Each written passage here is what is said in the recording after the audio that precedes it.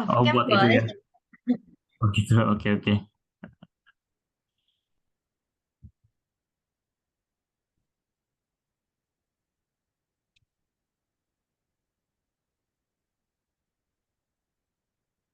Sebelumnya terima kasih ya Kak untuk ketersediaan waktunya. Siap. Ini skripsi ya, buat skripsi ya. Untuk tugas sih Kak sebenarnya. Oh, dan buat Iya. skripsi. Tugas mata Oh. kuliah. Oh gitu, ribet ya Mm-mm. sekarang ya, semua Iya. cara gitu ya. Iya. Deg-degan sih Kak sebenarnya. Oh gitu. Ya gimana gimana? Santai aja, nggak usah formal-formal. Apa gara-gara direkam ya harus formal ya? Enggak juga sih. Begitu. Ya mungkin sebelum memulai sesi wawancara, alangkah baiknya kita perkenalan diri terlebih dahulu ya Kak ya. Silakan. Oke. Sebelumnya kami mahasiswa dari Universitas Yarsi, program studi akuntansi. Untuk saya sendiri, nama saya Mazaika Ramli.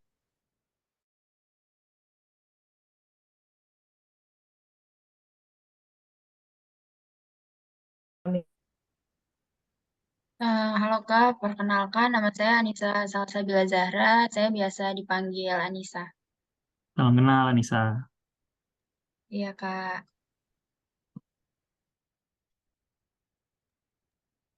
Halo Kak, nama saya Sultan Diro, biasa dipanggil Sultan. Asik Salam kenal Sultan. Kak. Siap, siap. Salam kenal. Halo Kak, nama saya Widya Ayu, biasa dipanggil Widya. Salam kenal, Widya. Ya,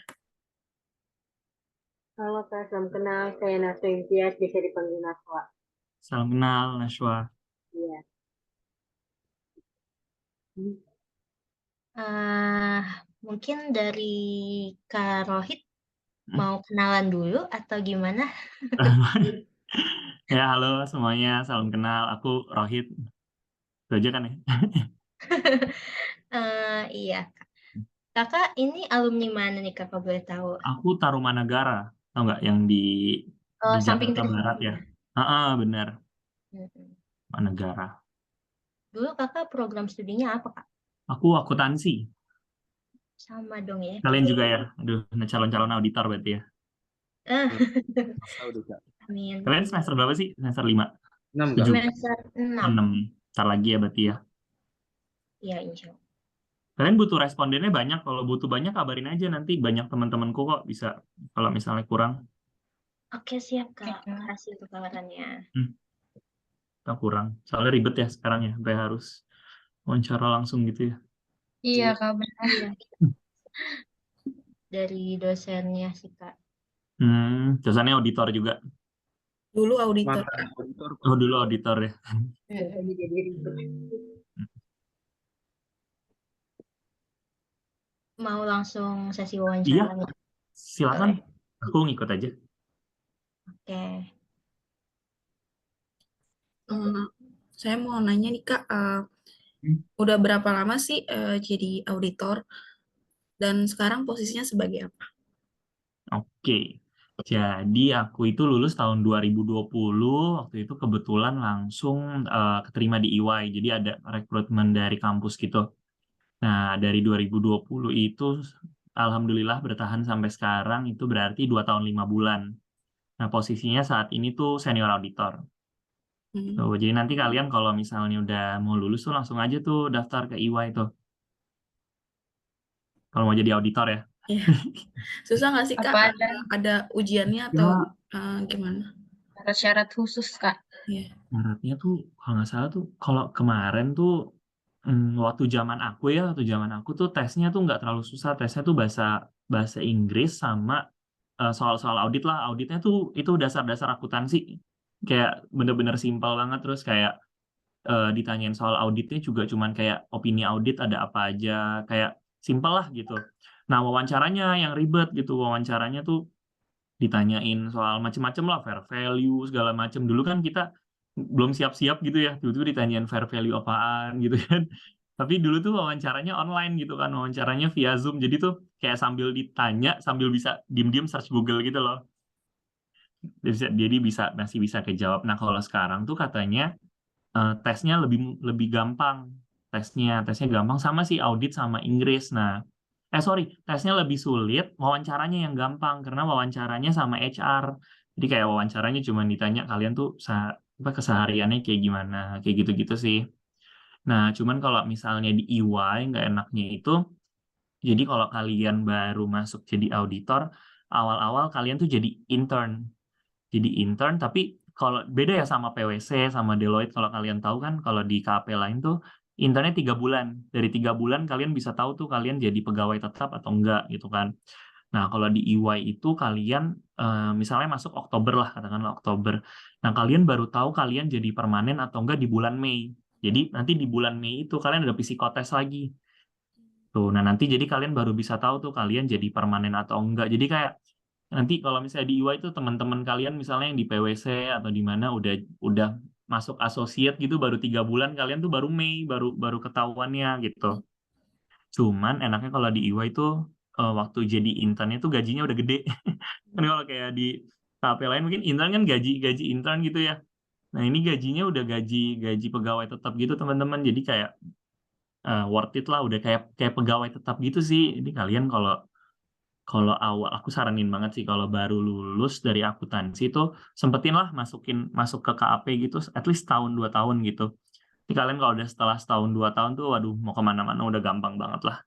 Dan usahain Big Four gitu, Big Four kan. Jadi kalian gampang tuh kemana-mananya karena sekarang tuh kan susah juga ya cari kerja ya, kelihatannya kalau ngelihat di LinkedIn gitu-gitu. Nah, biasanya kalau KAP itu kan butuh orang ya, perputarannya cepet banget. Jadi usahain lah kalian bisa dapetin tuh KAP Big Four gitu. Itu sih teman-teman. Kenapa Kak tertarik di EY selain nanti setelah 2 tahunnya tuh gampang kemana-mana buat nyari kerjanya? Oke. Kenapa jadi tertarik jadi auditor kali ya? Gitu. Iya. Jadi tuh enaknya mungkin aku ini dulu ya, dulu tuh pengen masuk ke perusahaan-perusahaannya normalnya gitu lah ya, misalnya masuk ke mana-mana gitu. Cuman nggak enaknya kalau misalnya, ini menurutku ya, pendapat pribadiku sih, kalau kita masuk ke perusahaan, kita cuman bakal ngadepin kasus yang terjadi di perusahaan itu aja gitu. Misalnya katakanlah aku masuk Astra gitu. Ya udah gitu, selama aku kerja di Astra, aku hanya akan tahu case-case yang ada di Astra gitu, di industri misalnya kendaraan gitu. Cuman kalau misalnya jadi auditor itu aku bisa pegang lebih dari satu klien gitu, dan tiap tahun bisa ganti-ganti gitu kan kliennya. Nah, aku merasa dengan jadi auditor tuh databaseku bisa jadi banyak gitu.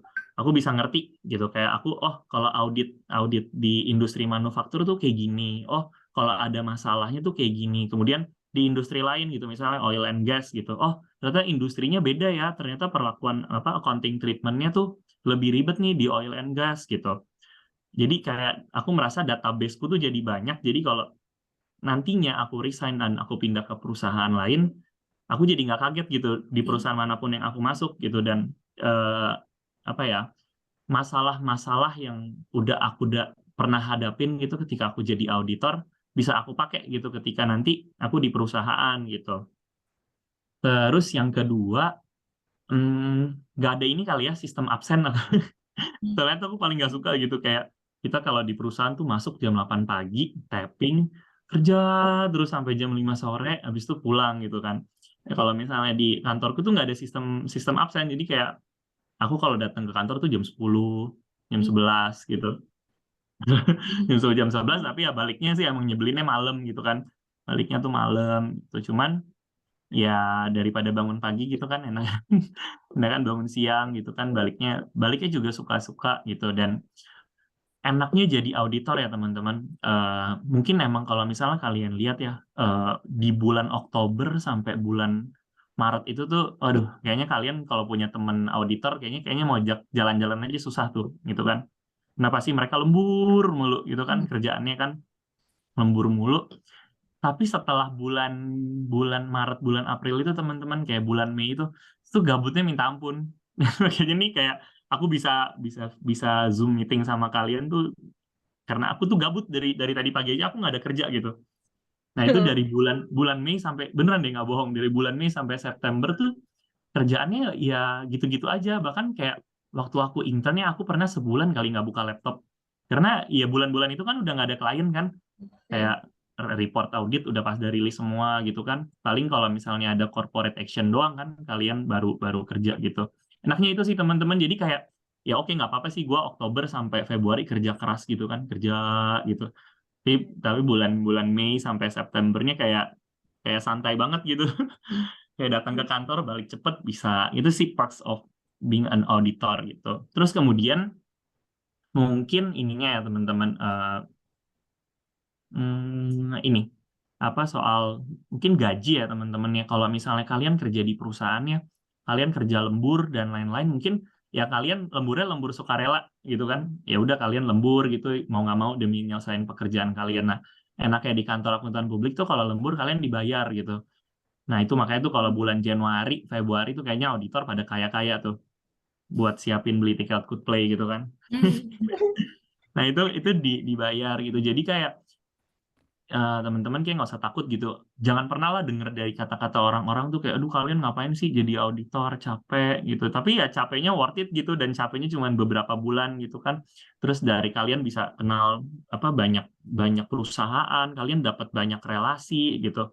Kalian juga bisa nanti kalau kalian kerjanya bagus, kalian bisa direkrut sama mereka gitu. Kayak aku beberapa kali audit BUMN tuh sering tuh ditawarin, jadi kalian nggak usah tuh ikut rekrutmen bersama tuh.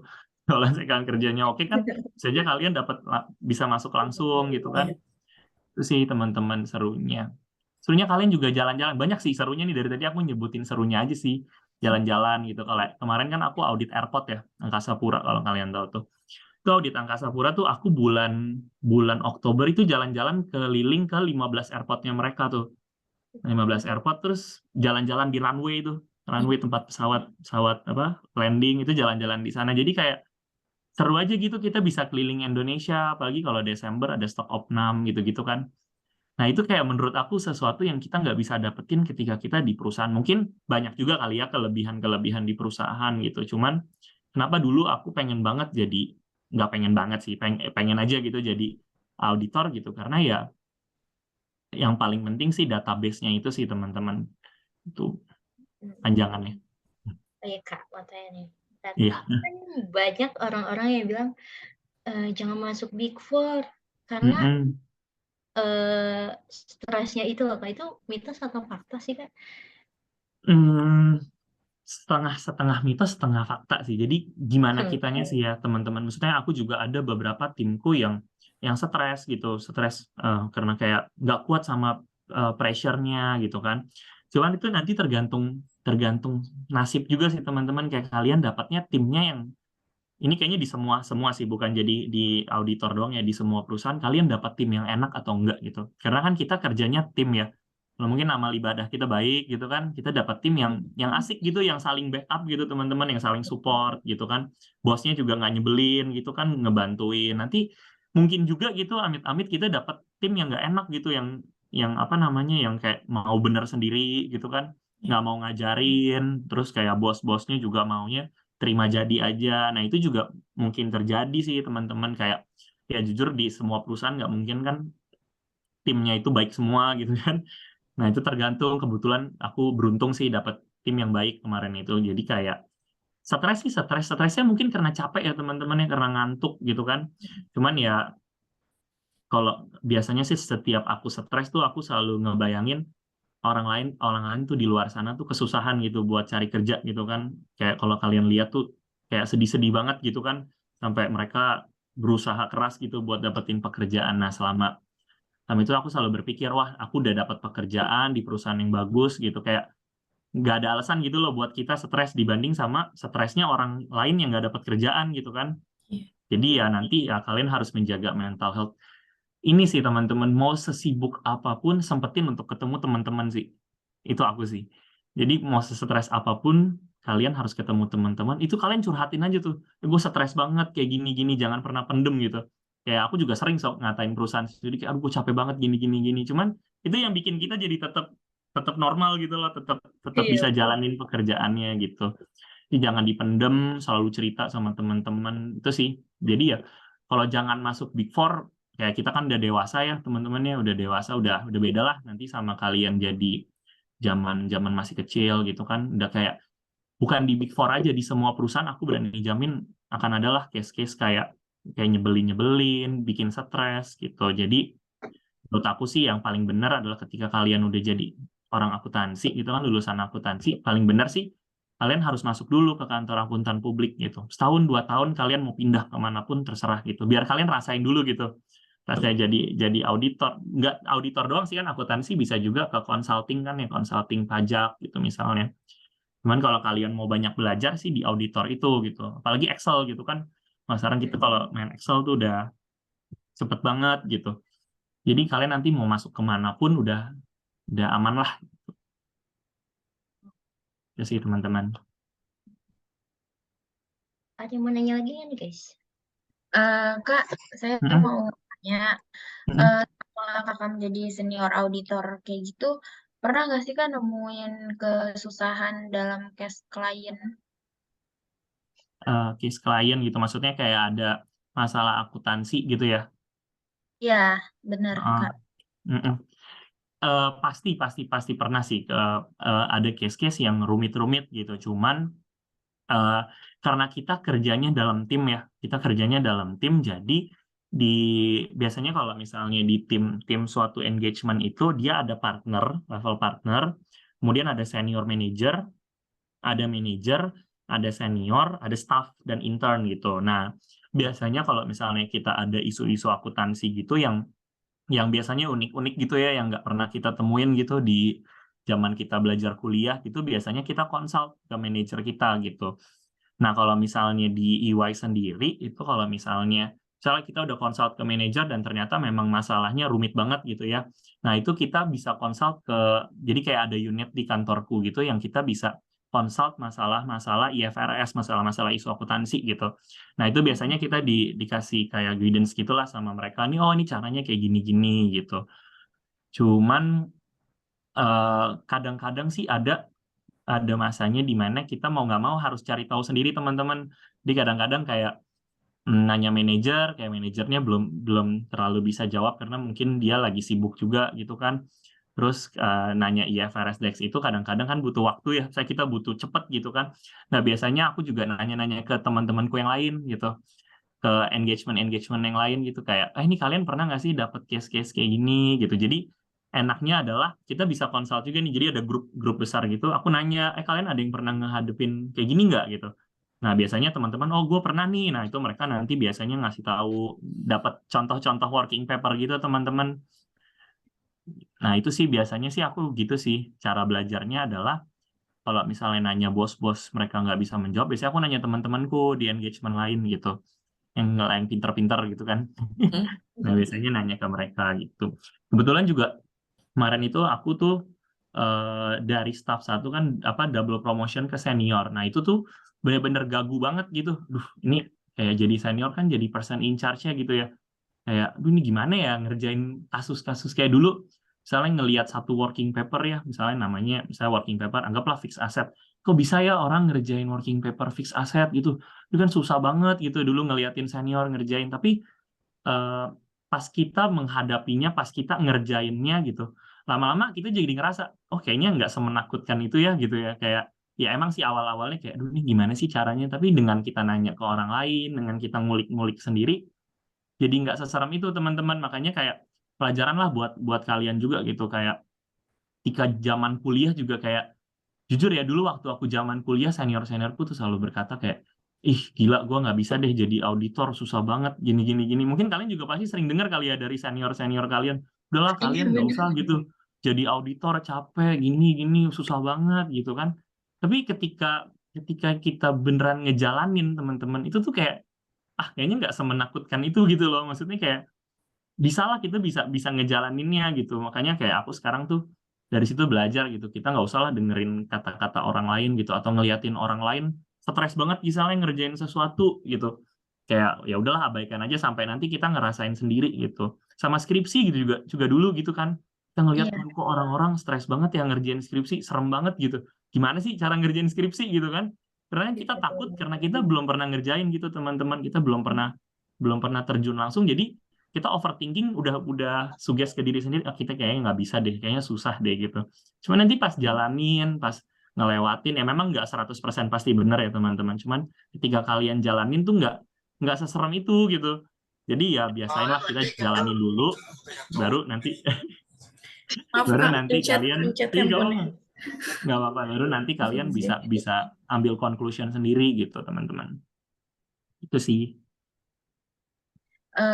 Kan selama ini pasti kakak bertemu banyak klien tuh Kak. Nah, selama kakak apa namanya mengaudit klien, pernah nggak sih Kak menemukan fraud, Fraud, kasus fraud pasti fraud? pernah lah. Pasti banyak lah fraud. Apalagi aku auditnya kebanyakan BUMN kan ya. Nah itu fraudnya banyak banget teman-teman. Kayak biasanya dari prosedur sebenarnya ya dari sisi audit itu sebenarnya tugas kita memang bukan menemukan fraud ya. Kalau dari sisi audit ya.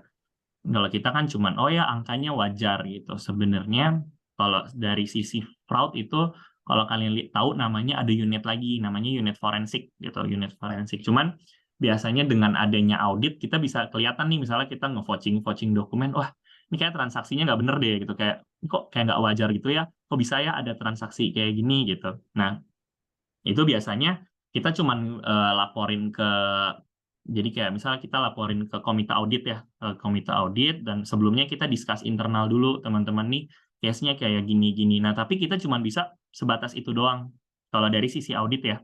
Kalau misalnya dari manajemennya pengen telusuri lebih lanjut, biasanya mereka harus hire unit lain namanya forensik tuh. Kalau kalian lihat di Instagram tuh PSSI itu kan lagi di audit forensik ya teman-teman. Nah itu forensik tuh yang jadi kita cuma bisa menemukan, tapi untuk menggali lebih dalamnya itu bukan dari sisi audit gitu. Nah biasanya ya itu teman-teman kalau ketemu fraud kita cuman kayak ngumpulin evidence-nya, kita cari tahu, terus kemudian kita komunikasikan ke bos-bos kita. Nanti dari bos-bos kita akan komunikasikan ke komite audit ya. Jadi nggak ke direksi-direksi ya teman-teman. Jadi kalau audit tuh biasanya kita komunikasinya komite audit atau internal audit perusahaan. Nah, jadi dari internal audit sama komite auditnya tuh bakal ngambil keputusan kayak kita mau ngapain nih tindak lanjutnya gitu. Apakah cuman mereka akan selesaiin internally atau bakal nge-hire unit lain gitu yang lebih spesifik ngerti gitu soal fraud. Itu sih teman-teman. Dan kalau di audit sih kalian bakal nemu apa ya? Nemu banyak banget keanehan-keanehan yang yang lucu-lucu gitu. Kalian bakal nemu yang lucu-lucu gitu. Terus yang nyebelin, yang aneh-aneh. Nah, itu nanti kalian bakal ketemu tuh hal-hal kayak gitu. Nah, di situ biasanya kalian bakal diuji juga teman-teman. Biasanya ada klien yang kayak udahlah jangan dikasih tahu lah ke bos-bos gitu misalnya. Kayak biasanya kayak banyak juga teman-teman kayak nyogok gitu ya. Kayak nih kita kasih duit deh gitu kayak, atau enggak misalnya kita ada temuan, kita diajak makan gitu kan, diajak makan mahal gitu kan.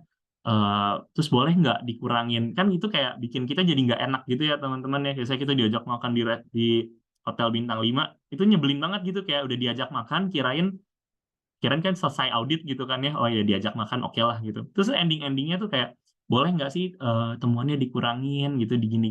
Nah itu kayak nanti kalian bakal hadepin teman-teman yang kayak gitu-gitu. Nah mungkin kalau firasatku sih di level-level kita staff nanti sampai senior tuh mungkin nggak banyak-banyak banget ya.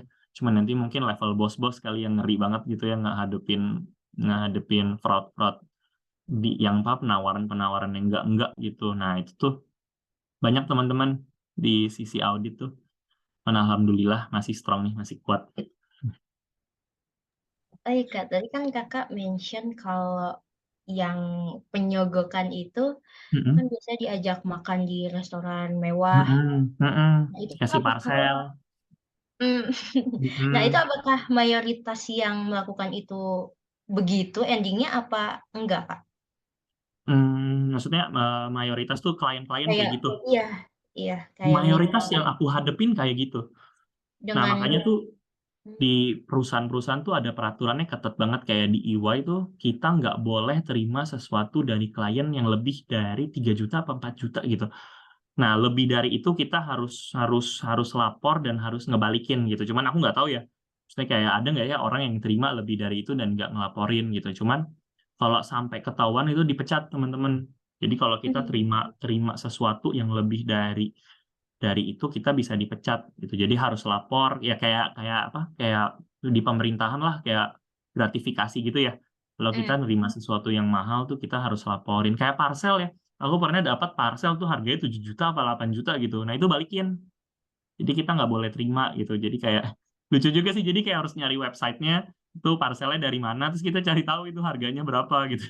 Jadi kalau misalnya di bawah 3 juta, 2 juta kita masih boleh terima tuh. Tapi rata-rata kayak gitu teman-teman. Biasanya tuh yang apalagi perusahaan swasta ya.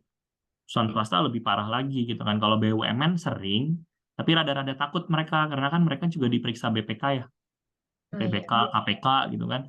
Wah, kalau perusahaan swasta sih minta ampun teman-teman.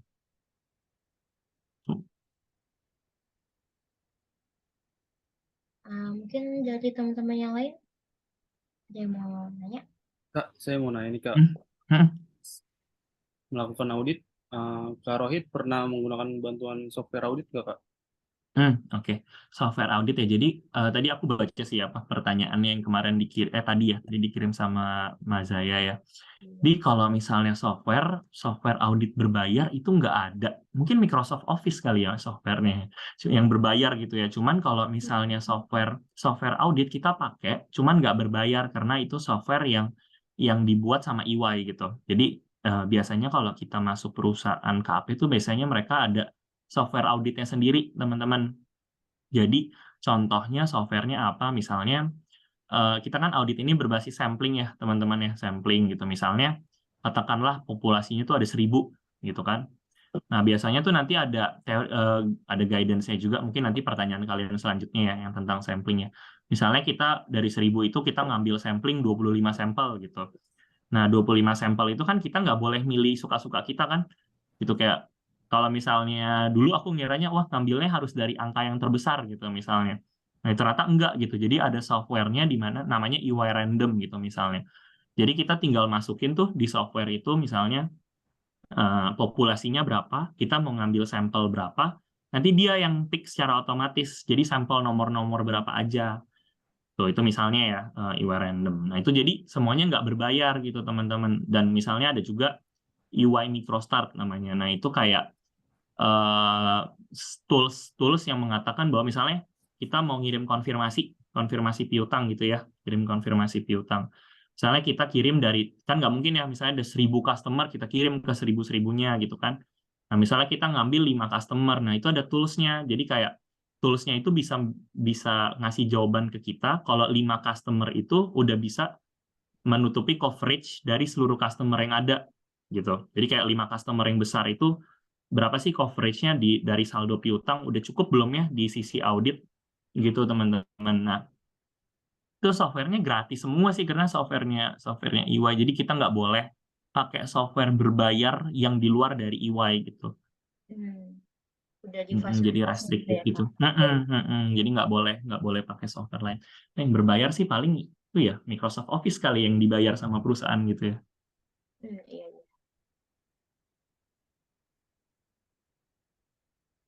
Ada lagi?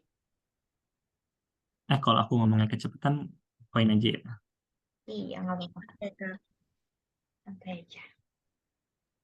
Kak, kan ya kita tahu kita belajar tentang audit berbasis resiko kan.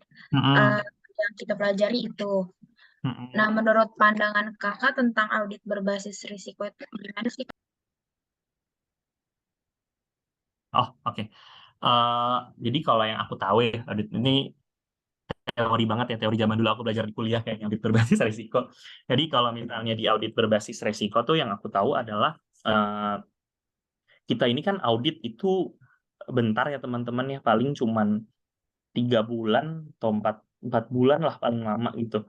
Nah, itu waktu kita kan terbatas ya teman-teman ya. Kalau misalnya kita mau tes seluruh misalnya katakanlah perusahaan A gitu ya. Perusahaan A punya banyak revenue stream gitu. Misalnya ada 5 revenue stream gitu. Kita mau melakukan prosedur yang sama ke 5-5-nya kan nggak mungkin ya, karena kan waktu kita terbatas gitu. Nah, yang ku tahu adalah biasanya di awal audit kita akan melakukan risk assessment gitu. Risk assessment itu adalah kita cari tahu nih, misalnya dari 5 revenue stream itu mana sih yang sebenarnya kita urutin tuh, mana sih yang paling beresiko gitu. Mana yang paling beresiko, mana sih yang paling memungkinkan adanya fraud gitu misalnya. atau mungkin bakal ada adjustment gitu. Nah, biasanya dari situ baru nih kita bikin audit strategi, di mana misalnya oke, buat yang revenue stream A kita bakal ngelakuin lebih banyak prosedur gitu dibanding revenue yang lain gitu. Nah, dengan adanya hal seperti itu, kita lebih mempersingkat waktu gitu. Jadi kan dari awal kita udah tahu nih, kayaknya masalahnya ada di yang A sama B deh, risikonya paling besar gitu. Di C, D, E kayaknya nggak terlalu besar. Jadi kita cukup ngelakuin prosedurnya, ya prosedur audit pada umumnya aja. Tapi untuk khusus yang A sama B, kita bakal ngelakuin prosedur yang lebih besar gitu, lebih banyak effortnya. Nah, itu menurutku sih yang selama ini kita lakuin ya teman-teman ya di kantorku gitu. Karena kita auditnya singkat gitu dan nantinya audit berbasis resiko itu juga akan menentukan sampling kita. Nanti mungkin ada pertanyaan lanjutan kalian ya tentang sampling gitu. Jadi misalnya resikonya besar ya maka sampling kita akan lebih banyak gitu. Kalau misalnya resikonya kecil ya berarti resiko yang sampling yang kita ambil, sampel yang kita ambil juga akan lebih kecil gitu. Nah, jadi kayak menurutku sih audit berbasis resiko itu menolong kita para auditor sih. Bayangin kalau misalnya kita ngelakuin audit, kita anggap semuanya sama gitu ya.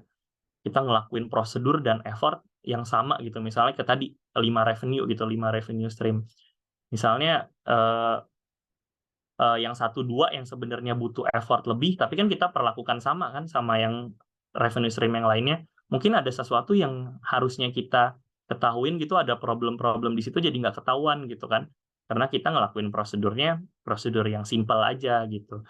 Nah, terus yang untuk revenue stream lainnya sebenarnya kita harusnya ngelakuinnya dikit-dikit aja karena kita lakuinnya banyak jadi waste of time gitu kan. Itu sih teman-teman. Menjawab nggak ya? Gimana tuh? Menjawab, Kak. Terus yang aku tahu ya, simpelnya gitu sih teman-teman untuk kayak audit berbasis resiko tuh. Kak, mau nanya nih Kak. Mhm. Kan banyak yang waktu kuliah nih sekarang itu kayak ada sampling, pengujian substantif, rinci saldo, dan segala macam. Apakah yang dipelajari di masa perkuliahan itu di dunia kerja tuh kepake semua apa hanya sebagian ya?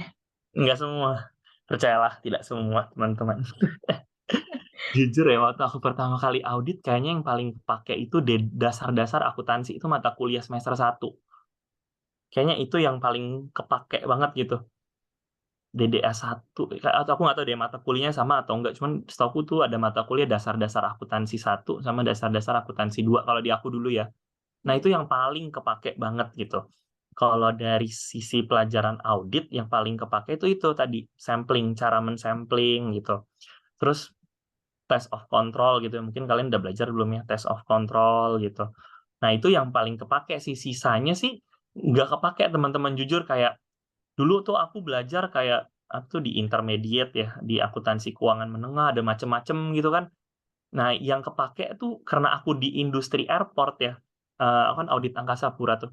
Itu bener-bener beda total, teman-teman. Jadi kayak pas kita masuk audit, kita belajar ulang gitu. Jadi kita belajar ulang. Nah, makanya itu tadi risk assessment itu audit berbasis resiko tuh menjadi penting gitu. Karena satu, ketika kita mau menganalisis resiko suatu klien, kita kan harus understanding the business dulu ya, teman-teman ya. Jadi kalau aku ceritain ya, kalau kita audit nih awal-awal kita nggak langsung berhubungan sama angka, teman-teman. Jadi katakanlah misalnya kita mulai audit di September ya. Mulai audit tuh di September. Nah, di September sampai Desember itu kita ngelakuin namanya test of control sama walkthrough, namanya itu dua. Dua itu yang dilakukan di periode September sampai Desember. Itu ngapain? Jadi walkthrough itu kita biasanya cari tahu proses bisnisnya perusahaan itu kayak gimana sih gitu. Misalnya katakanlah siklus pengeluaran gitu. Itu kita bakal wawancara teman-teman ke manajemen. Gimana sih siklus pengeluaran kalian akan dimulai dari mana dan berakhir di penjurnalan itu mekanismenya apa aja sih gitu kan? Mekanismenya apa aja kita cari tahu tuh teman-teman. Ada resiko apa aja di situ dan kita harus bikin kontrol. Gitu, bikin kontrol. Oke, misalnya satu kita akan melakukan pencocokan antara invoice dan bank statement gitu. Nah, itu kan kontrol gitu ya. Nanti kita yang bikin tuh teman-teman kontrol-kontrolnya. Terus abis itu kita akan ngelakuin test of control. Jadi kita mau memastikan secara proses bisnis si perusahaan ini udah ngelakuin kontrol dengan baik. Nah, nanti kalau misalnya kontrolnya oke, misalnya kita lihat misalnya suatu pengeluaran harus di-approve sama si A gitu kan. Oh, dari sampling kita bakal ngambil sampel gitu. Dan misalnya dari 25 sampel yang kita lihat, oh si A bener kok seluruh pengeluarannya di-approve nih sama dia. Nah, kita bakal ngelihat, oh nih perusahaan kontrolnya bagus nih gitu. Nanti ketika bulan Januari kita mulai audit angka Desember, kita bakal ngambil kesimpulan, oke, misalnya cash disbursement itu misalnya siklus pengeluaran misalnya berhubungan sama misalnya bank loan ya, karena kan pembayaran bunga gitu misalnya. Kita bakal bilang, oke, berarti buat pembayaran bunga, gue nggak usah sampling semuanya deh, gitu. Gue cukup, misalnya utang banknya ada 10, gue cukup sampling 1 aja deh, nggak usah 10-10-nya, karena kayak gue udah ngelakuin test of control, kayak kontrolnya berjalan semua, dia proses bisnisnya bagus, jadi kayak ngapain nih kita capek-capek nge-sampling semua, ya udah cukup 1 bank aja gitu. Nah, itu tadi teman-teman yang berbasis resiko. Jadi ketika kalau kita nanti dari September sampai Desember kita lihat, wah, ini proses bisnisnya bagus, tapi kontrolnya nggak ada yang dijalanin semua. Nah, itu biasanya sampling kita jadi banyak banget, teman-teman. Karena kita berasa, wah, ini kayaknya kontrolnya jelek deh. Karena kontrolnya jelek, ya mau nggak mau substantif prosedur kita juga jadi harus banyak, gitu kan. Nah, itu teman-teman, dulu waktu pertama kali masuk, aku pikir tuh kita bakal berkotak-atik sama angka mulu, gitu. Kayak, wah, ngitung, malah kita nggak pernah ngitung, teman-teman. Kita tuh kayak cuman ngemeriksain kerjaannya orang lain, gitu. Jadi lebih asik kan? Kita tuh nggak perlu pintar tau jadi auditor, serius deh. Kita cukup jadi sotoy aja gitu kalau jadi auditor, gitu. Kayak misalnya nih, yang asiknya misalnya, oh, ada impairment aset, gitu. Kita tinggal nyuruh manajemen, ya bikin ya kajian impairment aset gitu. Padahal kalau misalnya orang nyuruh aku bikin impairment, aku juga nggak bisa gitu. Nggak ngerti gitu cara buatnya, tapi kita tinggal nyuruh aja manajemen, terus kita ngelihat aja, oh nih buatnya kayak gini, gini. Jadi kita bisa belajar gitu kan teman-teman. Nah, kayak gitu sih. Nah, yang paling kepake itu sampling, terus dasar-dasar akuntansi. Itu teman-teman. Kalau audit kan belajarnya teori banget ya. Ya nggak sih? Kayak Iya, mata benar. kuliah audit kan teori semua kan ya. Iya, Kok kayak aku juga udah lupa semua ya. Yang paling penting kalian tahu tuh opini-opini tuh qualified, unqualified. Kayak kapan sih dia akan dapat opini wajar tanpa pengecualian gitu kan? Kapan sih dia dapat opininya yang jelek? Nah, itu kalian harus tahu. Itu doang kayaknya kalau di audit. Sisanya kalian bakal learning by doing, teman-teman. Karena beda perusahaan, beda lagi accounting treatment-nya gitu. Nah, itu yang aku bilang, yang seru tadi gitu kan. Kalian nanti bisa tahu nih, accounting treatment di airport. Dulu kayak aku dapat, Rohit, kamu dapat klien Angkasa Pura ya. Lucu nggak sih kita ngaudit bandara gitu kan. Seumur hidup mah nggak bisa bayangin gitu, bandara diaudit gitu kan. Nah, itu accounting treatment-nya beda sendiri gitu. Oh, nih ternyata dia jurnalnya kayak gini. Beda sama yang dulu kita belajarin kan cuma jurnal secara umum ya, teman-teman ya. Nah, itu nanti kalian bakal belajar. Nah, belajarnya itu nanti biasanya itu di September sampai Desember. Itu kalian bakal tahu tuh, oh ini prosesnya kayak gini, jurnalnya kayak gitu. Jadi ketika kalian udah tahu proses bisnisnya perusahaan seperti apa, resiko masalah-masalahnya ada di mana, nanti ketika kalian ngelakuin substantif prosedur tuh jadi gampang banget gitu. Wah, ini kayak aman lah, ini kayak nilai resikonya kecil lah, ada salah saji, udah kalian auditnya cuma tinggal tuh nggak mencocokkan saldo detail sama saldo tercatat udah sama, udah gitu doang. Kalau misalnya dia resikonya dikit, tapi kalau misalnya dia bermasalah gitu, misalnya kayak wah ini kayaknya kontrolnya ancur-ancuran deh. Wah, itu baru capek gitu. Kita harus nge-vouching dokumen yang banyak banget gitu. Tuh teman-teman. Jadi kuasain tuh dasar-dasar akuntansi tuh paling penting tuh. Nanti Berarti ujian tes di EY juga itu sih, dan dasar-dasar akuntansi. oke. Berarti sama meninggikan sifat skeptis mungkin. Iya, bener. Sikap skeptis dan sotoy sih kalau jadi auditor sih. Karena sih aku tuh sering banget ya ngobrol sama klien yang aku juga nggak tahu aku ngomong apa, tapi aku sotoy aja gitu. Jadi kliennya juga nurut gitu, padahal aku juga nggak ngerti kan. Tapi ngomong aja sotoy gitu, enggak mas harusnya gini gitu. Nggak tahu bener apa enggak, tapi pede aja gitu. Yang Nah, penting kliennya dia pede juga ya. jadi kayak, oh iya bener juga ya, iya oke deh gitu. Nanti kalau salah kita tinggal bilang, oh iya mas, sorry tadi harusnya gini ya tadi. Jadi kita kayak ngebohong-bohong gitu loh. Nah kalau kalian sotoy, kalian pede, itu tuh klien tuh jadi kayak bakal respect sama kalian gitu. Tapi kalau misalnya kita kayak rada takut-takut gitu kan ya, nah itu biasanya sasaran empuk tuh, mulai tuh manajemen bakal nyebelin tuh, bakal dites-tes gitu. Nah jadi kalian juga harus ngembangin tuh komunikasi sama orang lain gitu kan, kayak ngobrol sama orang yang lebih tua, kayak mau gimana pun kita harus menjaga sopan santun kita. Nanti kan nemu ya klien-klien nyebelin gitu kan. Nah, itu kita harus tetap santun gitu, tetap sopan. Terus cara minta kan orang beda-beda ya. Ada orang yang asik gitu kan, orang yang manajemennya asik. Nah, itu kita biasanya juga asikin lagi gitu. Jadi aku kayak chatnya nggak formal gitu, jadi santai. Tapi kalau ngelihat kayak oh ini kayaknya orangnya nggak bisa dibecandain, harus serius. Nah, itu serius. Nah, jadi kalian paling penting tuh sebenarnya jadi auditor bukan ngerti akuntansi ya, itu yang dari dulu tuh kalau ada talk show aku selalu ngomong kayak gitu. Paling penting tuh bukan ngerti akuntansi, ngerti audit, karena semuanya ketika kalian jadi auditor kalian bakal belajar ulang gitu. Tapi paling penting adalah cara komunikasi, teman-teman, cara kita beradaptasi satu. Karena kan kita ganti-ganti tim ya. Jadi kita harus tahu gitu kita membawa diri kita kayak gimana gitu. Misalnya sama tim yang ini, oh ini kayaknya manajernya sukanya yang kayak gini. Nah, kita akan adaptasi tuh. Oke, gua akan sesuaiin kayak kayak apa mau manajer itu gitu. Oh, di klien yang ini manajernya gini. Nah, kita sesuaiin gitu. Sama cara komunikasi gitu. Karena ada orang yang pintar banget gitu akuntansinya ya, tapi dia cara komunikasinya jelek gitu, cara nyampein ke kliennya misalnya kliennya ada salah gitu kan. Dia pintar banget nih, dia udah ngitungin, oh dia tahu nih salah, tapi dia cara menyampaikan ke kliennya salah gitu kan. Jadinya kan mispersepsi gitu kan. Jadi yang tadinya dia malah mau benerin angkanya klien malah jadi salah gitu, teman-teman. Nah, jadi itu sih yang paling kalian harus kembangin ya, cara cara kalian komunikasi, cara kalian beradaptasi gitu. Kalau nanti auditnya emang nggak usah takut, teman-teman.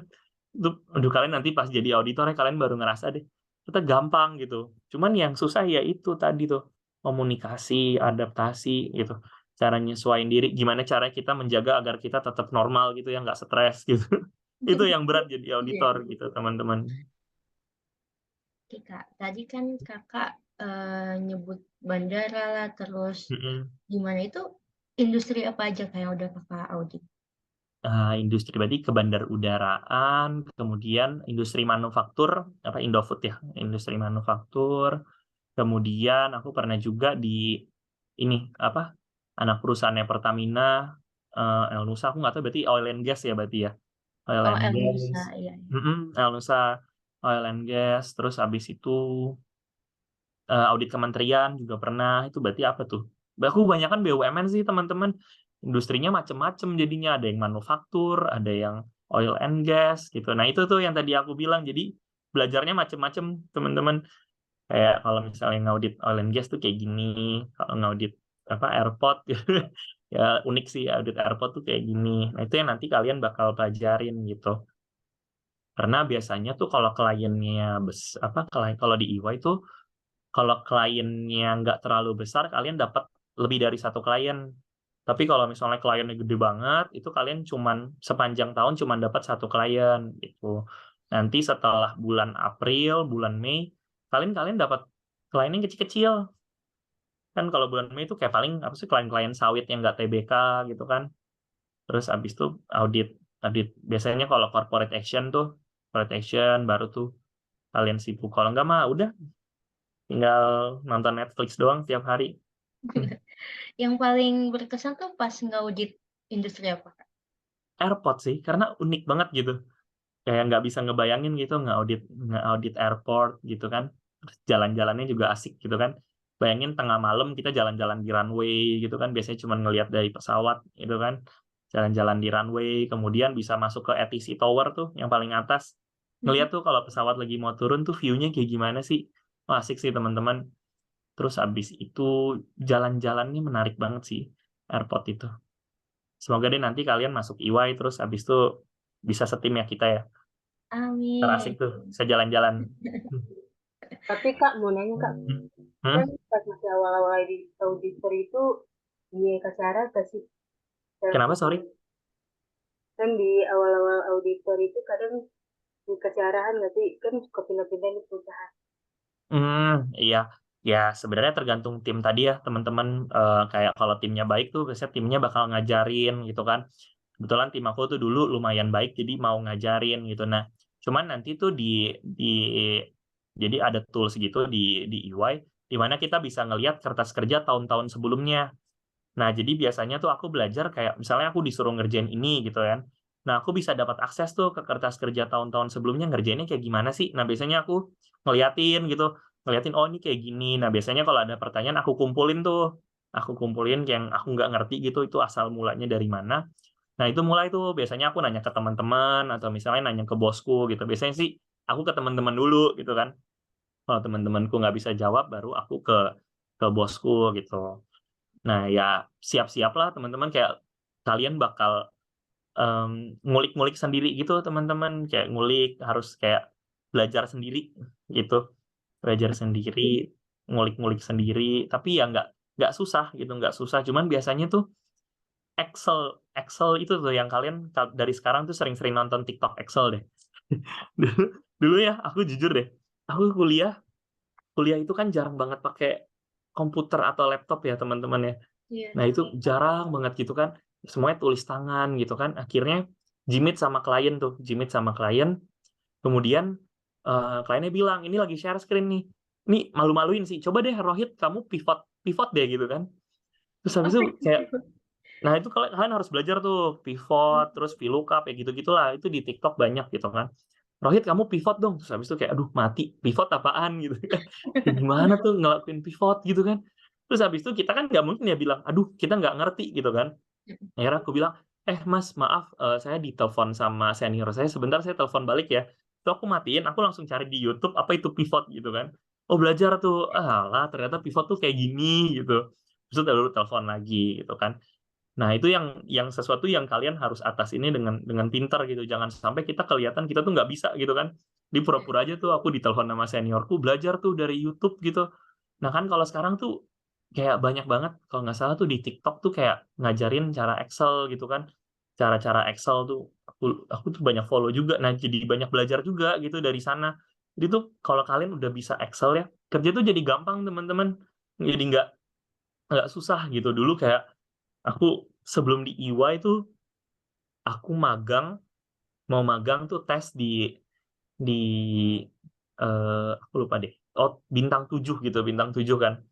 Itu tuh ada uji Excel di mana kita tuh disuruh ngerangkum penjualan gitu kan.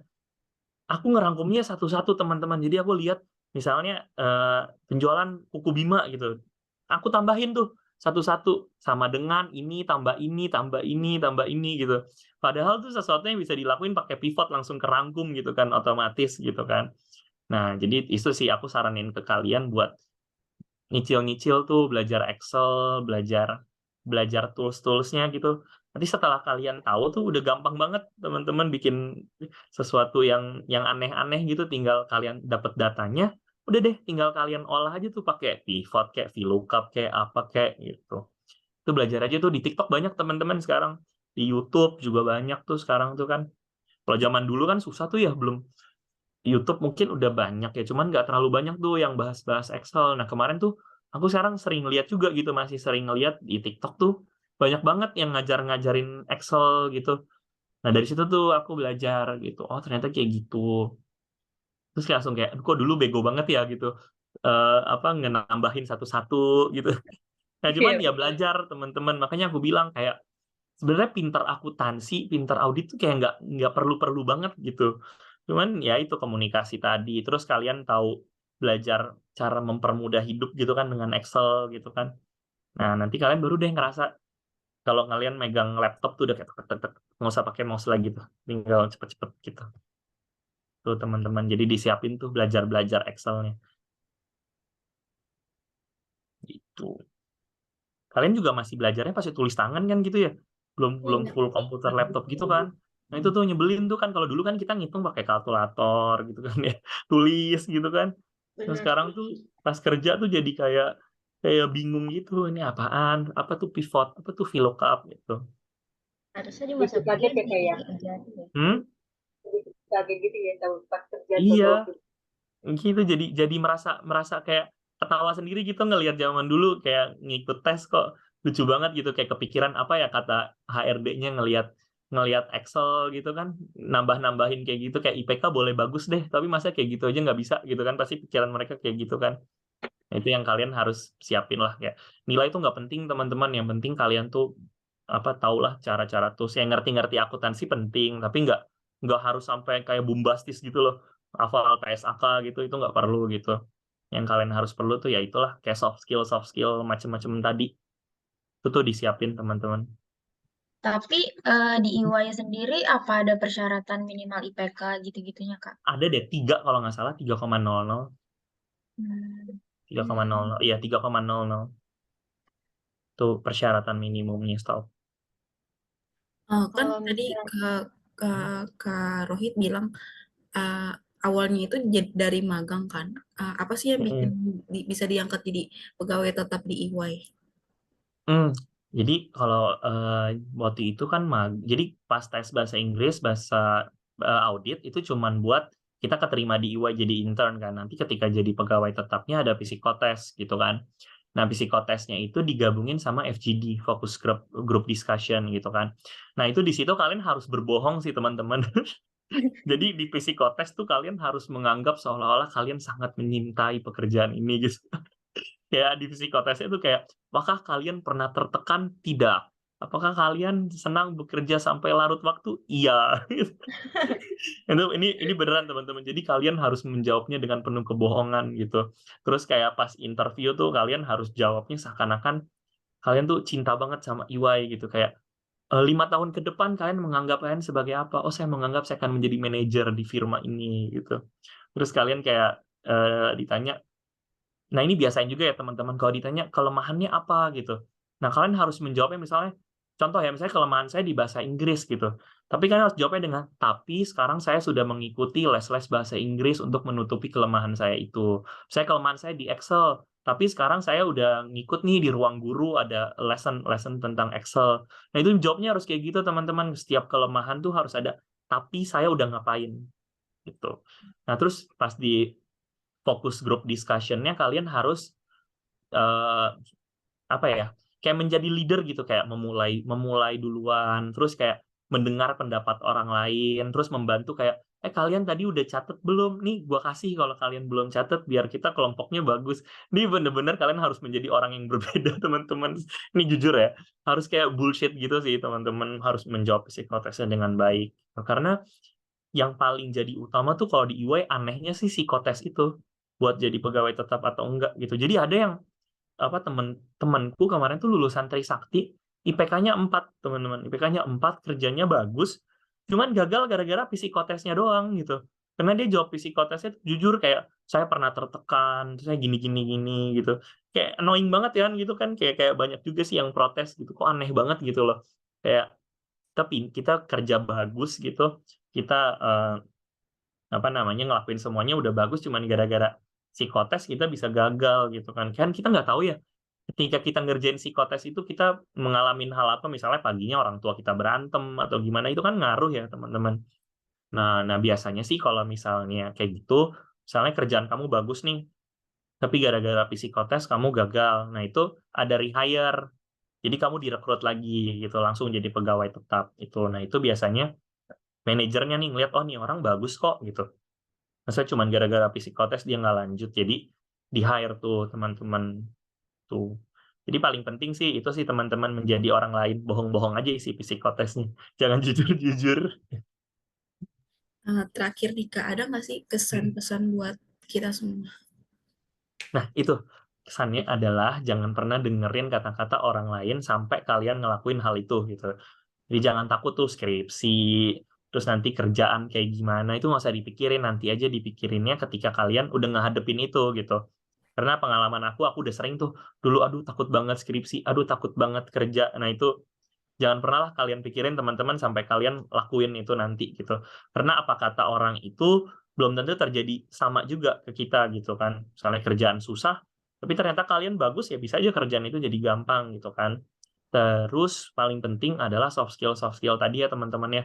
Jadi kayak komunikasi, terus kemampuan Excel kalian kembangin tuh. Terus habis itu kayak kemampuan beradaptasi, aku nggak ngerti sih cara ngembanginnya gimana, cuman kayak ya gimana caranya kita menghandle diri kita supaya kita bisa tetap nyaman gitu di segala situasi gitu teman-teman. Jadi itu sih yang paling kalian harus kembangin gitu, cara supaya nggak milih-milih gitu teman-teman, nggak cepat stres. Kalian harus tahu apa sih yang membuat kalian bisa ngelepas dari stres. Nah itu kalian harus tahu itu apa gitu. Misalnya kalau kalian lagi stres, kalian oke, harus denger lagu gitu kan. Nah kalian harus tahu gitu, jangan sampai kalian stres tapi kalian diem aja gitu. Kalau aku stres, aku harus cerita gitu kan ke teman aku, ke siapa gitu. Ngebawel aja gitu, didengerin aja gitu. Kayak, aduh gue capek banget gini. Nah itu kayak cara aku supaya bisa tetap bertahan gitu teman-teman. Nah itu kalian harus tahu sih gimana caranya kalian bisa bisa tetap survive gitu. Itu sih teman-teman mungkin dari aku. Oke, Kak. Ini aku ada pertanyaan di Mm-mm. konteks itu ya, Kak. Untuk kan tadi Kakak bilang nih ada tes bahasa Inggris untuk masuk EY. Mm-mm. Nah, itu bahasa Inggrisnya berbentuk soal TOEFL atau kayak gimana tuh, Kak? Dan Kayak kira-kira kepake grammar atau grammar gitu sih teman-teman. Tapi itu tes bahasa Inggrisnya juga itu tahu apa namanya, aku juga ngisinya kayaknya nggak bener-bener banget gitu, tapi kayaknya paling penting auditnya itu deh. oke. Yang Tapi grammarnya nggak kayak grammar gitu sih. Kayak apa ya, ada kayak soal TOEFL sih, cuman lebih lebih gampang ya. Lebih lebih gampang kayak misalnya ini, oh nih ada kalimat, terus nanti jawabannya harusnya apa. Pilihan ganda semua teman-teman, nggak esai. kira-kira kepake nggak sih, Kak, selama kita di EY Bahasa nanti? Inggris.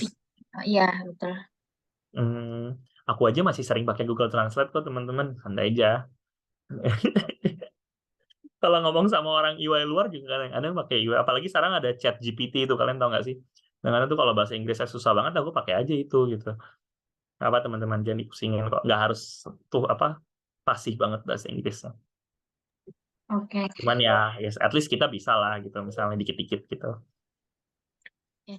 Untuk wawancara di pertemuan ini, terima kasih banyak buat Kak Rohit.